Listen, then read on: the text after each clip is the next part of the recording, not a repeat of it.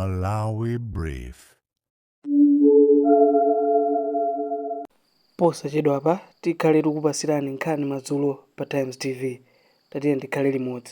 Nduna ya zachuma a Joseph Mwanaveka yati kugulitsa mafuta galimoto pa mtengo otsika kwachititsa kuti kampani zoyitanitsa mafuta awa zitaye ndalama zopyola 1.2 trillion kwacha mzaka zitatu. Mwanaveka anena izi mu mzinda wa Lilongwe pa msonkhano wa atolankhani omwe anachititsa limodzi ndi nduna yoona za magetsi ndi migodi a Jane Matanga, nduna ya zamtengatenga a Jape Mhango komanso nduna ya zofalitsa nkhani a Shadrack na Malomba. Mwanaveka akufotokoza. Komanso chifukwa kuti mafuta athu anali ochipa, mera imapanga malosi. Komanso makampani amene amayitanitsa mafuta kunja amapanganso malosi. Ifaye kuti tikunena leoli malosi amene achitika makampani athu ndi pafupi 1.2 trillion Malawi kwacha. Ndalama zambiri kwambiri. Imene zachitika chifukwa kuti boma lapita lija anangosiya osachitapo kanthu. Komanso kuonjezerapo pali 593 billion yomwe inaenda kupita kuma ministries ndi ma departments athu ngati ku road fund administration ndi road levy, komanso ndi marep levy, komanso ndi my bill of standards. Ndama zipita kumene kuja zikagwira ntchito ya chitukuko koma ndama ngasizi mapita oti chifanya chake pano pa road fund administration samapanga misewu so ndama kunalibe. Komanso marep 9 milatu tinasira ba marep 9 chisirefe 2019 2020 marep 9 mpaka panopa panalibeso marep so ndama zimenezo sizi mabwera. Ndiye mene tangokwera ndekuti tangokweza pang'ono mtengo ndikupya kuti tsopano ndama zimene ziyamba kumapita ku department manager ma ministries kuti chitukuko chiyambireso. Komanso tikupya kuti tichepesa mafuta amene amapita kunja, komanso tichepesa mafuta amene timayitanisa kunja ngati ziko kotero ponde kuti tikusevaso kapena tikusamalira chuma kumbali ya foreign exchange. Mkulu wa bungwe la Consumers Association of Malawi kama a John Kapito ati anthu ochita malonda asatengerepo mwayi pakukwera kwa mitengo kwa mafuta galimoto kuti akweze mitengo ya katundu mwachisawawa. Akapito ayankhula izi pa msonkhano wa atolankhani mu mzinda wa Blantyre. Iwo akufotokoza. Ngamgosowa mafuta nkana mtengo ukhale wochipa maka mafuta taona kuti kumbuyo anthu amagula nditu mtengo wa 10,000.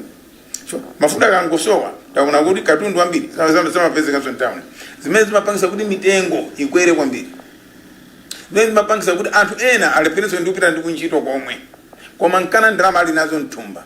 Ndiyeno pali ubwino waukulu woti mafuta akamapezeka zimathandiza ziko kuti ikhale pa chitukuko.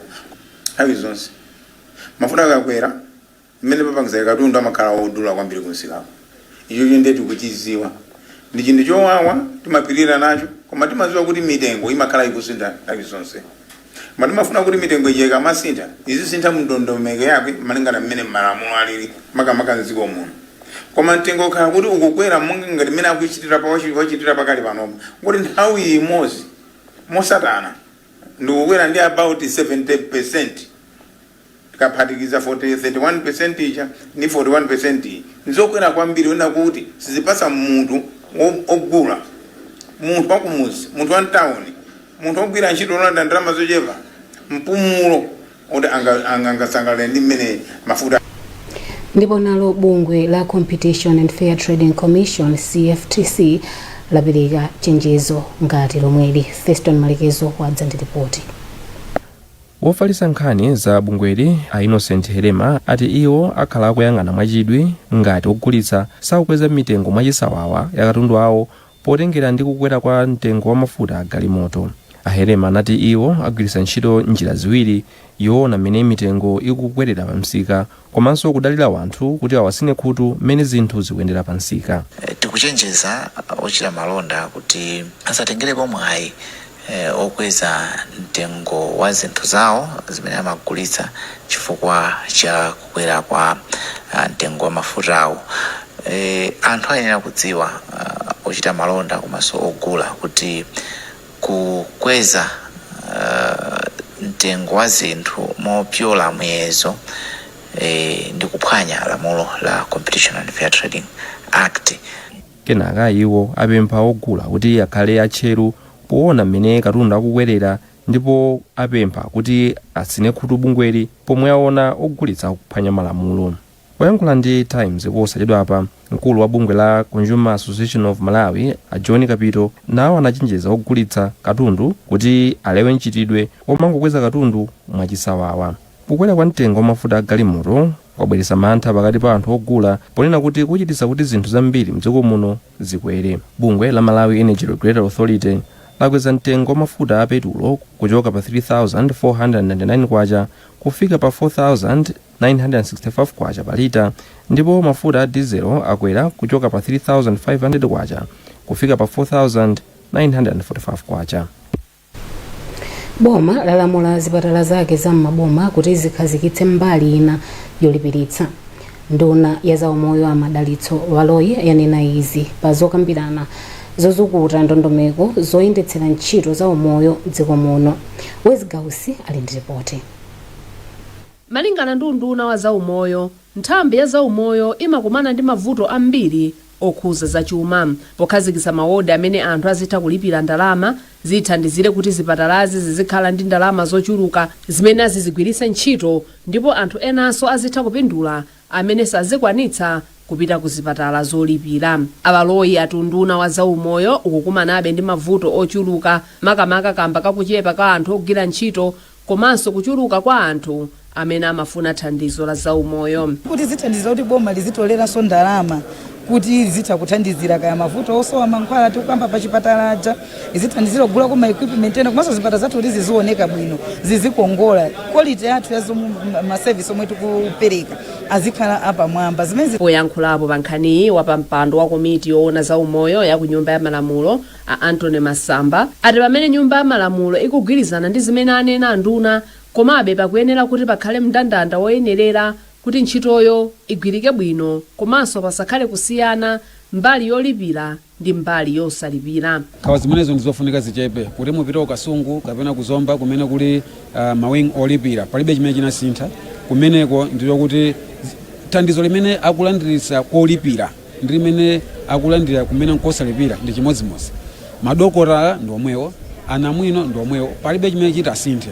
Katswiri womenyera ufulu wa zaumoyo mdziko muno Amaziko Matemba anati ntchitoyi ndiyofunikira, komabe pakuyenera kuti pakhale ndondomeko zonse zoyenerera kuti anthu akumudzi azitha kulandira thandizo mosavuta. Tinadandaulaso nkhani yokhuzana ndi kuonongeka kwa mashini ngati dialysis machine, maskani, CT scan, ngati zimene zozo munaona anthu akuvutika kwambiri kuti akatenge zimenezi. Ndeta dandaulaso kumene kumspiki yathu ija kuona kuti chaka chikubwera chichonde zimene zija zisachitikenso, andi amene satipanga sure kuti ndi budget ikubwera ayisesa komanso takhala ndi zokambirana ndi ya Parliament Committee on Health kuti budget yakumene ikhale kuti ndiyolondola. Pakadali pano boma ndi mabungwe amene saboma ali pakalikiliki kupeza njira zoti athandizire kuti dziko la Malawi likwaniritse kufikisa ntchito za umoyo mbali zonse za dziko lino. Pomwe nduna ya zachuma a Joseph Mwanaveka yatsiriza kumva maganizo a anthu pa ndondomeko ya chuma ya chaka chino mpaka chaka chamawa, anthu ena mu mzinda wa Mzuzu apempha boma kuti limalizitse kumanga misewu yomwe yayima kwa zaka zoposa zisanu. Ina mwa msewuyi ndi monga wa Botanic ochoka ku Dunduzo kupita kwa Sonda ndi wina ochoka ku Nkhorongo kupita ku Dunduzo. Nayo Feston Malekezo ndi ripoti.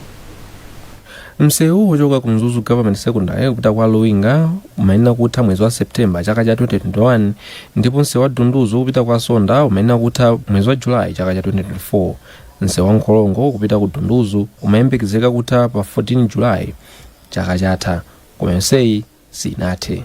Mbuyomu konsolo ya mzinda wa Mzuzu inati misewuyi ikuchedwa kutha kamba ka mavuto a ndalama, kukwera kwa zinthu zomangira misewuyi komanso kusintha kwa kamangidwe kwa misewuyi. Koma poyankhula lachitatu, mmodzi wa anthu mzindawu wa Joseph Nguluwe ati mukuona kwawo boma lawayiwala popeza kuti misewu ina mizinda ina ikayambidwa imatha. Msewu umene ukulumikiza bridge si ukutha, ndiye kuti tili pa chiopsezo. When we talk of mayendedwe aku chipatala, munthu ungathamange ndi galimoto msewu sizingatheke. Boma poyamba msewu ndiye kuti nazoti ndofunikira. Koma chifukwa chimene sakumalizira ineyo sindikudziwa yo sindiakuluakulu. Ndipo amavuto kumwenda omwe amakhala dera la Ching'ambo anati msewuwu ndi wofunikira kwambiri popeza kuti umalumikizitsa anthu ammadera pafupifupi asanu ku chipatala chachikulu cha Mzuzu. Mvula ikagwa anthu apapa sadusa chifukwa choti msewu umakhala kuti is flooded with water because there is no proper drainage.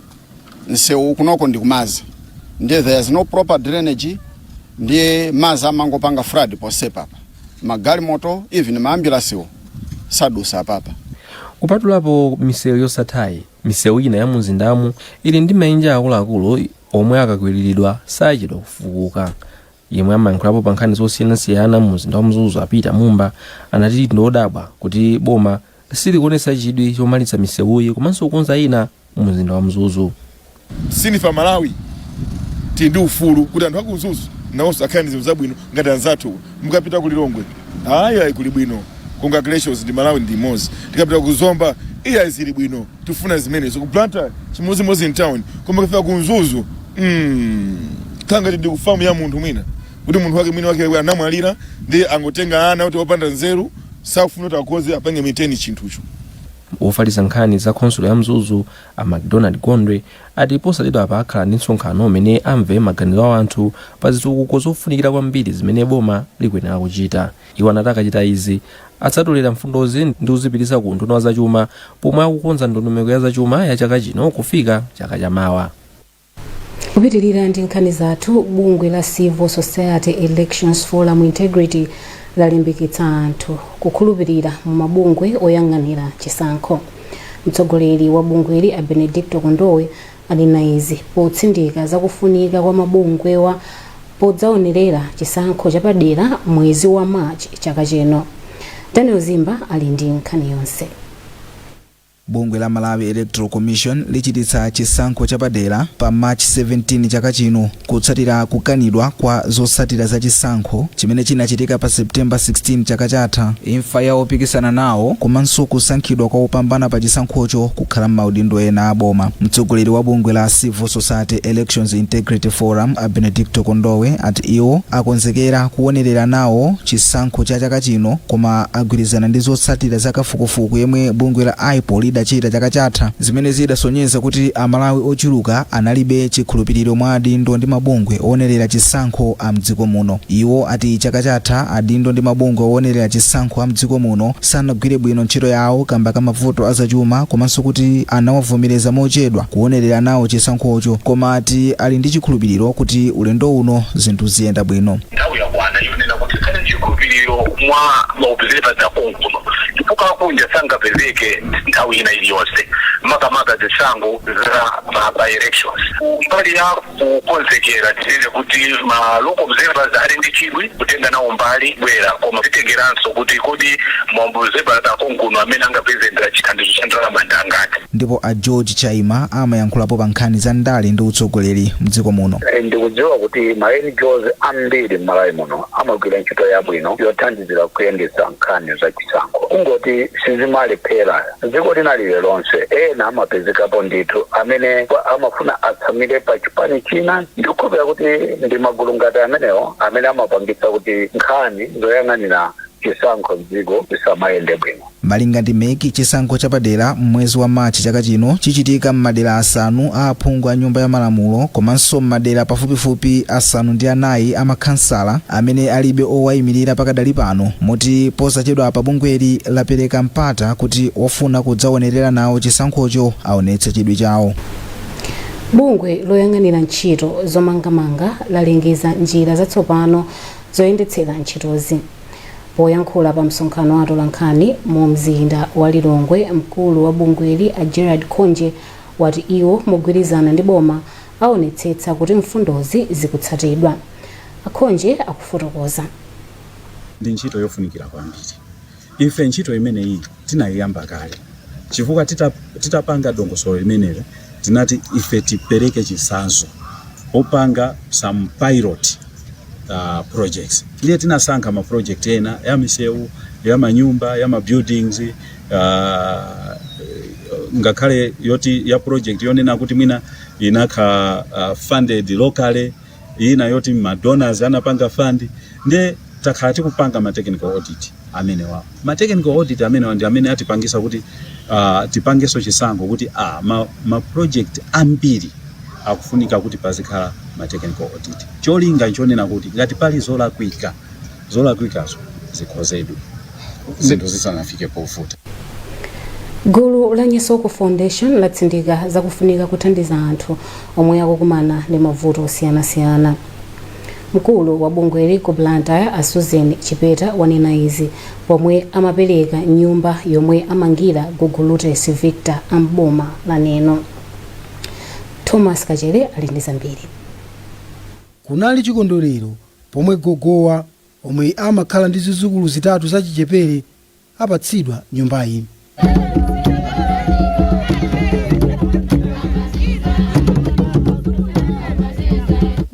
Najibe mauni inakwanga kutoko kwambiri ndipo sini majena kuti mungalire kumene isi nguthokoze ndakwambe nditu kaenda ambuye mwamba akatsogolere nguthokoze ndakwambe ndipo se bambu tikuthokoze ndibe mawu. Achipeta ati iwo apereka nyumbayi yomwe idakakonzedwabe chifukwa choti gogowa amasowa pokhala kutsatira kugwa kwa nyumba yawo ndi mvula.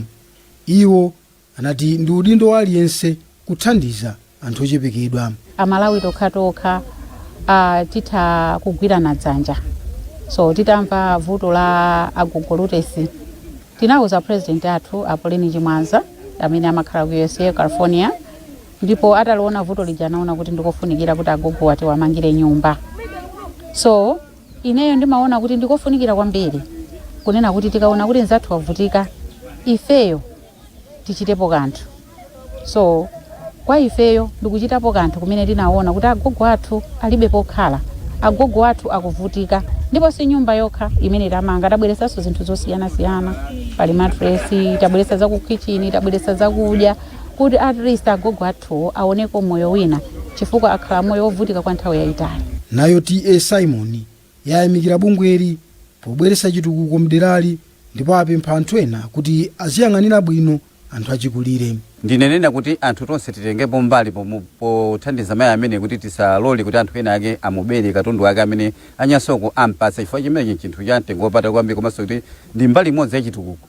Ndiye tikamalola anthu ena kuti adzimbere tikhala ngati kuti tikuvomereza kuti mayi amene abavutikabe. Kupatula kugwira ntchito zachifundo, Nyesoko Foundation imapereka thandizo la ndalama kwa anthu achikulire pafupifupi 2000 mwezi uliwonse, komanso kulipirira sukulu ana osachepera 3000.